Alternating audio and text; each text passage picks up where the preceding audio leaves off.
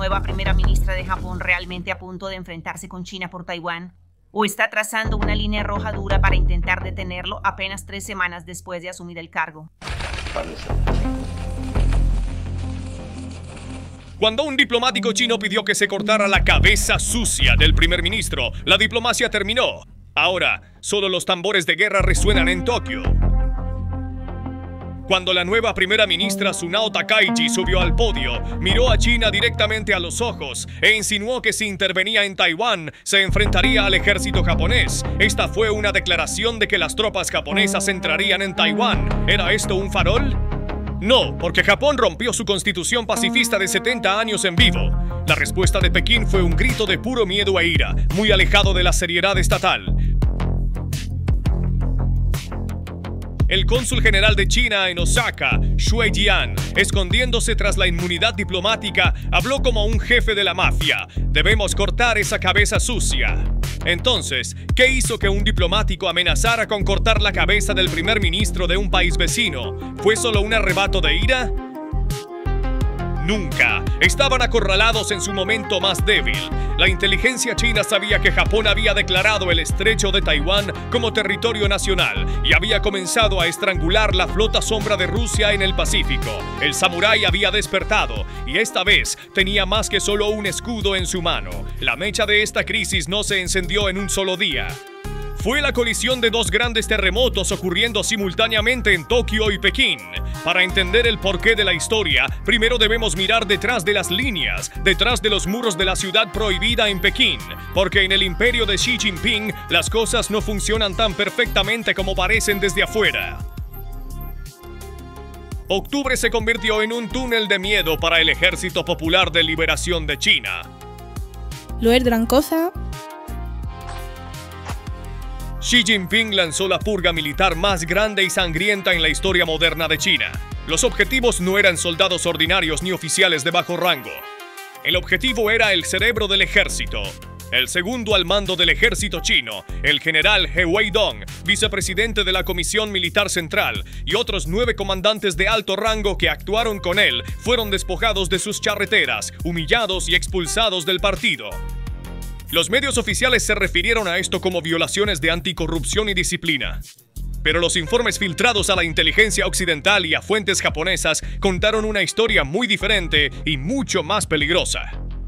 Estos generales no fueron expulsados por robar dinero, fueron eliminados porque se atrevieron a decir no a puerta cerrada al plan acelerado de invasión de Taiwán de Xi Jinping.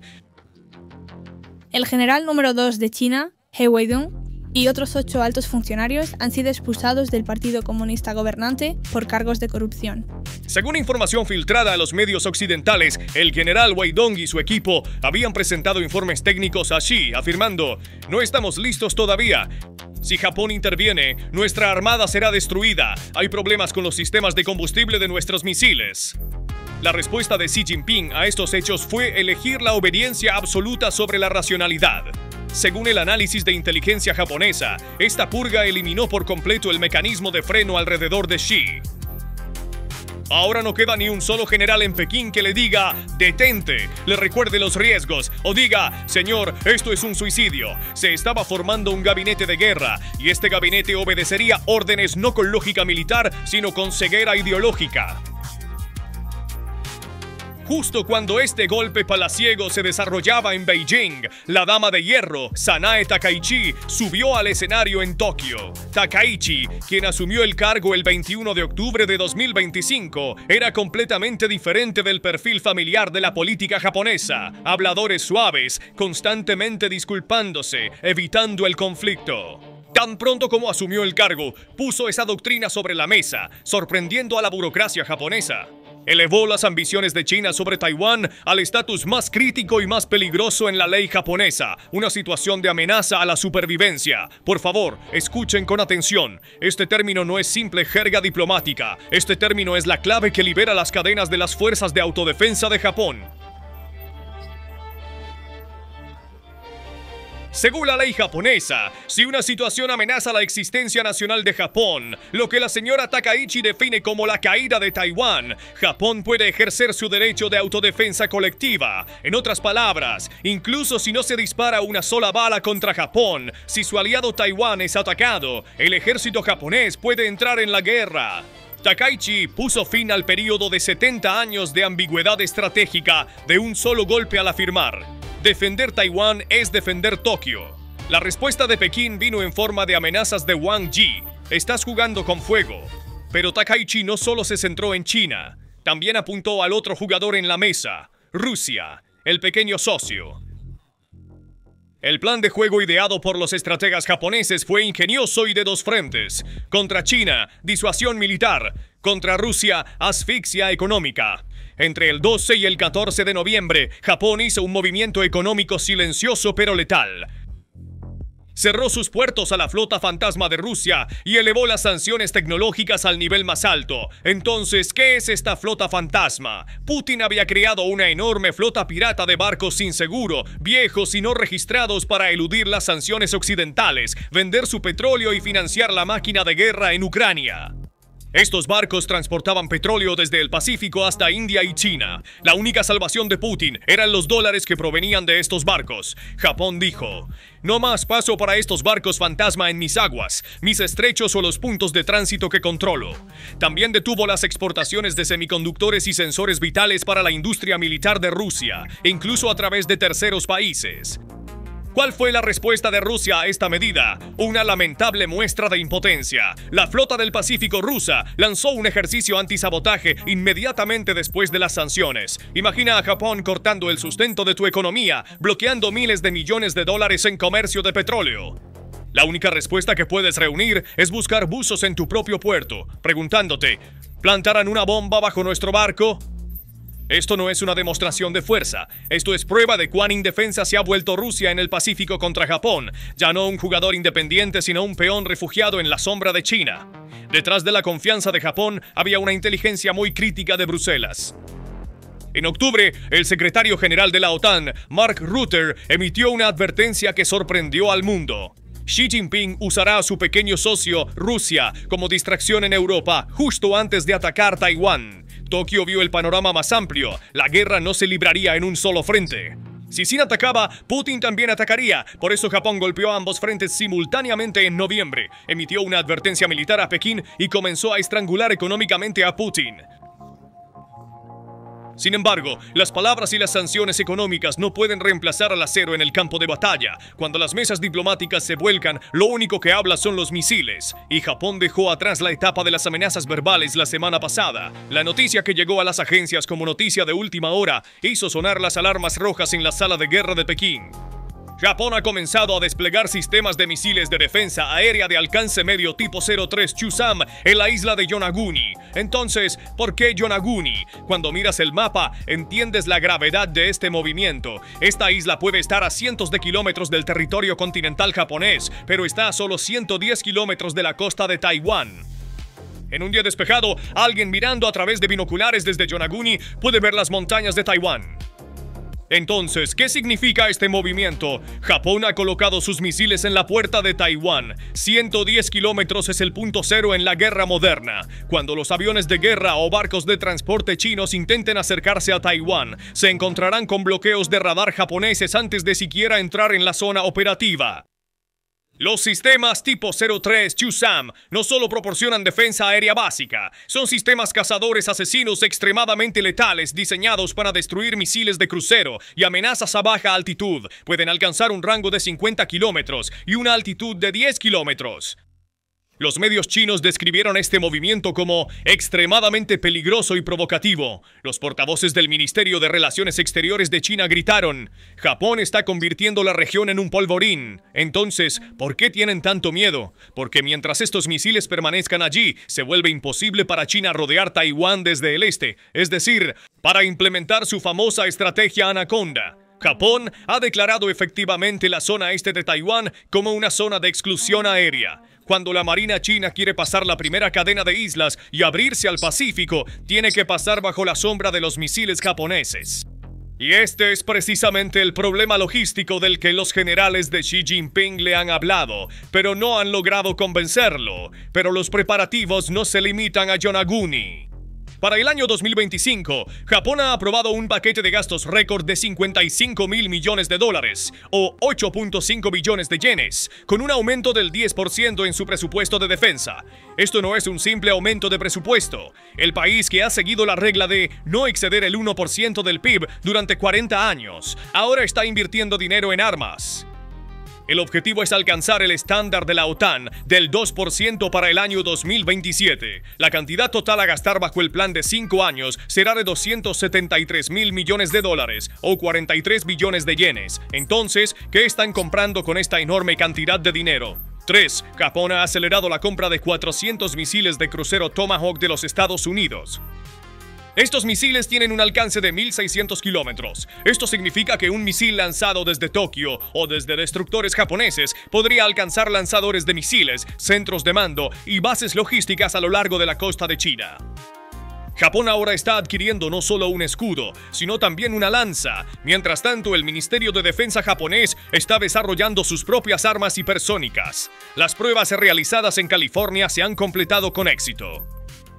Misiles con velocidades y maniobrabilidad que los sistemas de defensa aérea de China no pueden interceptar están en camino. La flota de submarinos se está modernizando silenciosamente. En lugar de cambiar significativamente sus submarinos, Japón está desarrollando misiles de largo alcance que pueden ser lanzados desde tubos de torpedos estándar. Esto significa que los submarinos japoneses se convertirán en asesinos silenciosos en las profundidades del Pacífico.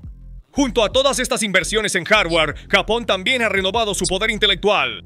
El Comando de Operaciones Conjuntas, establecido en marzo de 2025, reunió al Ejército, la Marina, la Fuerza Aérea, la Fuerza Espacial y la Fuerza Cibernética bajo un solo centro. La cadena de mando, que solía perderse en las ruedas de la burocracia, ahora se ha transformado en un sistema nervioso digital que opera con flujo de datos en tiempo real, los Estados Unidos. Las fuerzas también se adaptaron a esto, transformando su cuartel general en Japón en un comando de combate. Durante años, China soñó con romper la primera cadena de islas y abrirse al Pacífico. Sin embargo, con los misiles que ha desplegado en Yonaguni y esta nueva estructura militar, Japón no solo ha reparado esa cadena, la ha convertido en un muro de acero impenetrable, una cerca eléctrica. Y esta preparación no es solo contra China en el sur, también apunta a Rusia en el norte. Rusia pensó que asustaría a Tokio cuando desplegó sistemas S-300B4 en las Islas Kuriles, que Japón llama los territorios del norte, pero en lugar de asustarse, Japón cambió de marcha. Comenzó a usar sus F-35 y F-15 de manera agresiva, incluso lanzando bengalas contra violaciones del espacio aéreo ruso. La dura respuesta a un avión ruso Il-38 en septiembre de 2024 fue un adelanto de esto. Lo que vemos en el terreno ahora es que Japón ha establecido un sistema de defensa panóptico de 360 grados que monitorea simultáneamente a Rusia al norte, China al sur y Corea del Norte al oeste. Y el lema de este sistema ha cambiado. Ya no es esperar y ver, sino prepararse y atacar. Entonces, ¿cuál es la gran realidad estratégica detrás de todos estos movimientos tácticos? Japón no está luchando esta guerra solo. Detrás del audaz mensaje del primer ministro Takei, nuestros soldados están listos, se encuentra la enorme arquitectura de alianza establecida con Washington y Seúl. Cuando Takeishi lanzó su desafío en noviembre de 2025, en realidad se basaba en el acuerdo de compromiso trilateral firmado en septiembre de 2025 en el espíritu de Camp David. El ejercicio Freedom Edge, realizado en octubre, demostró que esta alianza no era solo en papel. El portaaviones USS Ronald Reagan navegó codo a codo con destructores japoneses y surcoreanos. Este fue el mensaje más claro para Pekín y Pyongyang. Si atacas a uno de nosotros, atacas a todos. Entonces, ¿por qué China está en tal pánico? ¿Por qué están saliendo a las calles por las palabras de un primer ministro? Para entender esto, debemos volver a las sangrientas páginas de la historia. China y Japón son enemigos históricos entre sí. La legitimidad del Partido Comunista Chino se basa en gran medida en el odio histórico hacia Japón y la narrativa de venganza por la Segunda Guerra Mundial. Los fantasmas de la masacre de Nankín de 1937 siguen vivos en la propaganda de Beijing. El Estado chino presenta el rearme de Japón como el regreso del diablo, pero Japón también tiene una memoria estatal. Tokio lo sabe muy bien. Si China toma Taiwán, los siguientes objetivos serán las islas Senkaku, seguidas de Okinawa. Que China tome Taiwán significa que las rutas marítimas por las que pasa el 90% de la energía y las rutas comerciales de Japón quedarían bajo control chino. Esta es una sentencia de muerte económica y estratégica para Japón. Por eso, la doctrina de Takeishi de "Si Taiwán cae, Japón cae" no es un eslogan electoral, sino un reflejo de supervivencia. En esta ecuación estratégica, Vladimir Putin es la figura más trágica de la historia. Putin pensó que había establecido una amistad ilimitada con Xi Jinping, pero en este punto se encuentra en una trampa terrible, una apuesta de amigo debido a las ambiciones de Xi Jinping por Taiwán. La OTAN tomó en serio la advertencia de Mark Rutte y en octubre llevó a cabo el ejercicio nuclear Steadfast Noon, enviando a Putin el mensaje: "Si te mueves, atacaré", en el frente europeo. En el este, Japón inició un bloqueo económico, declarando: "Estoy cortando el suministro de combustible para la guerra". Putin ahora está atrapado en un movimiento de pinza. Amenazas militares desde el oeste, asfixia económica desde el este. China empujó a Rusia hacia adelante como un peón para sus propias ambiciones, y Japón hizo su jugada para sacar ese peón del juego. Incluso la actualización de la doctrina nuclear de Rusia y sus amenazas no asustan a Tokio. De hecho, Japón está superando su miedo y rompiendo tabúes. Por primera vez desde la Segunda Guerra Mundial, legisladores y estrategas japoneses están discutiendo el reparto nuclear. La verdadera pesadilla que mantiene despierto al portavoz chino Lin Jian, haciéndole decir "estamos seriamente preocupados", es el despliegue de armas nucleares estadounidenses en suelo japonés en una crisis, o que Japón cree su propio disuasivo. Como resultado, el propio informe de defensa de Japón publicado en octubre declaró las patrullas conjuntas de China y Rusia como la amenaza número 1 para Japón. La administración de Takeishi respondió a esta amenaza no con una nota diplomática, sino acumulando misiles en Yonaguni. Las palabras del embajador de Estados Unidos, George Glass: "La máscara ha caído de nuevo. El papel de Pekín como buen vecino ha terminado. Son prueba de que Occidente también respalda a este nuevo Japón". En resumen, noviembre de 2025 pasará a los libros de historia como el mes en que terminó la ilusión de paz en el Pacífico.